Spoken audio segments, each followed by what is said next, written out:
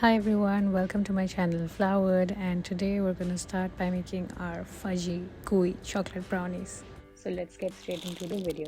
The ingredients are mentioned on the screen and I will leave out a detailed recipe in the description. Did you know the brownies were invented in the 1890s, which means they've been here only for around about 130 years. I can't even imagine a world without brownies. It would be so sad.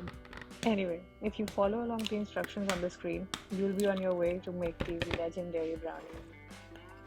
I would highly recommend sifting your icing sugar, cocoa powder, flour to avoid all sorts of flour pockets, sugar pockets, or lumps in your batter.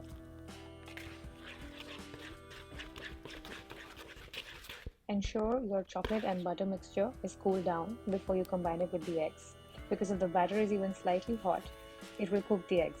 You'll end up getting scrambled eggs instead of a gooey fudgy brownie, and nobody wants that. A few more steps and you'll be able to taste these brownies.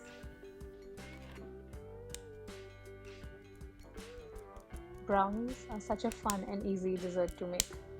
They actually take me back to my childhood when we did not have an oven in the kitchen, so we would make them in the microwave.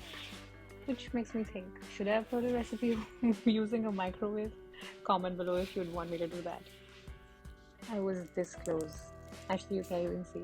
But I was really close to lick off the remaining batter off the spatula, but I didn't.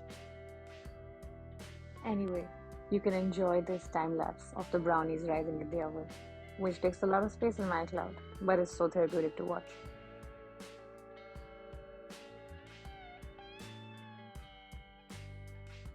Baking time differs from oven to oven, which is why I always give like a 5-minute gap between any recipe. Cooling the brownies is important. You don't want the batter to get stuck on the knife, so I'd suggest you wait before they completely cool down. But who has the time for that?